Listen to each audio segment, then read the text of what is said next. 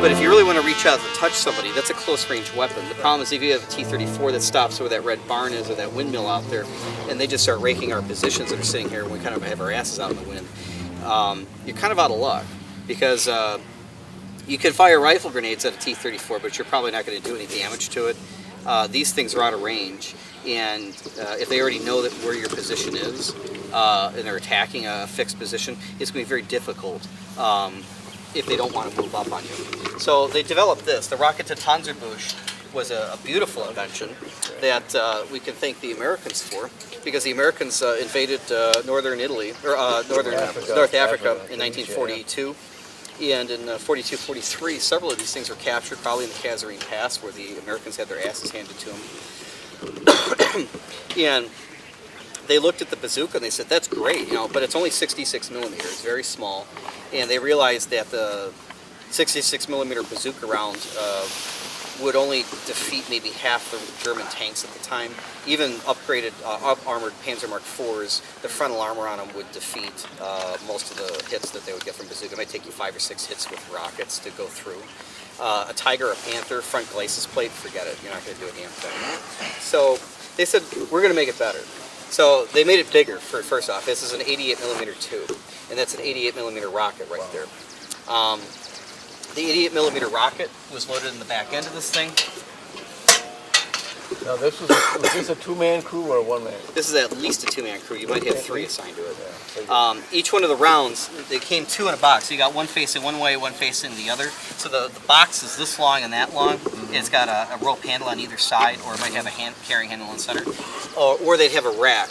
I've always wanted to build a rack for these things, but they had a wooden rack that fit on the back that they could carry 5 rockets. So the rocket has a detonator that on the front, again similar to the rifle grenade where it has a pressure fuse on the front. On the back it had a rocket engine and it had 2 wire leads that came out. So what your gunner did, actually I think it had a wooden block with 2 leads in it.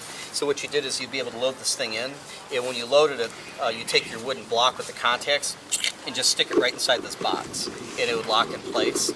And this had 2 automatic connectors. It's kind of like connecting a speaker together. You have your wire leads that go back here. It goes down in through here and up to this. There's no batteries in this weapon. The Panzerschreck instead used a locking mechanism, or a cocking mechanism with this, where you cock this thing forward as a hand cocking lever. There's a steel rod that runs through here, and it's spring loaded. And then you'd have a coil in here. So when you fired it, it actually created an instantaneous electrical charge for a second. They'll go back and detonate the rocket.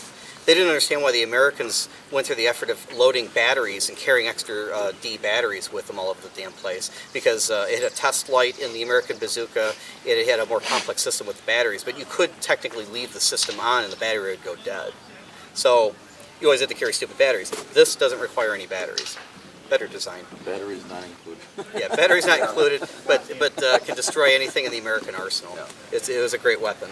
The only problem with it was that when you fired this thing, a couple things happened. First off, the rocket continued to burn as it left the tube.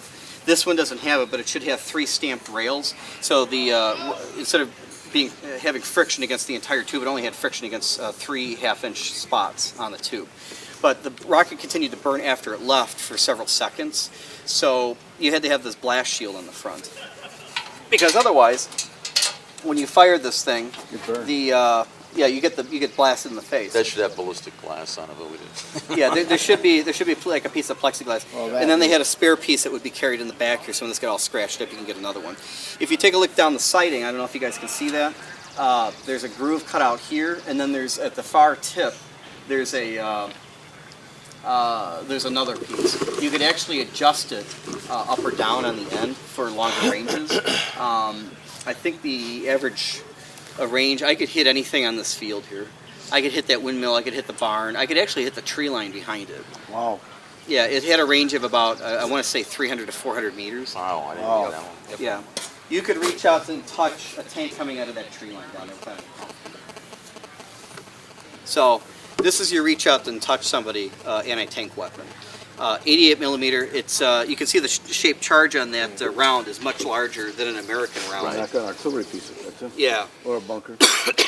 But you know, the only thing bad about them was they produce a lot of smoke, so it was like a shoot and scoot weapon. Yeah. Yeah. Yeah. This is kind of flimsy and gets in the way, so you could unlatch this and throw it away. And what the guys would do is they wear their gas mask and just pull the filters off of them. Oh. Is that why you want a gas mask? Yeah, well, I was gonna say that's what they showed in the movie. The original one, they didn't have the blast shield, so yeah, the guy loader and the guy holding has got his gas mask on. Yeah. If you take a look at that on the left, there's actually a little window off to your left side. That is a lead. That's to lead the target. So if you have a tank that you're following that's moving, you want to lead with it, so you can still see the tank without it going into a blind spot. So you get a little window that you could open or close. But the weapon was held on either side. This there's a heat shield that was on the back here, so it didn't burn because this thing would heat up, as you can imagine, when you fired it. But very effective if you could hit a tank at a reasonable range.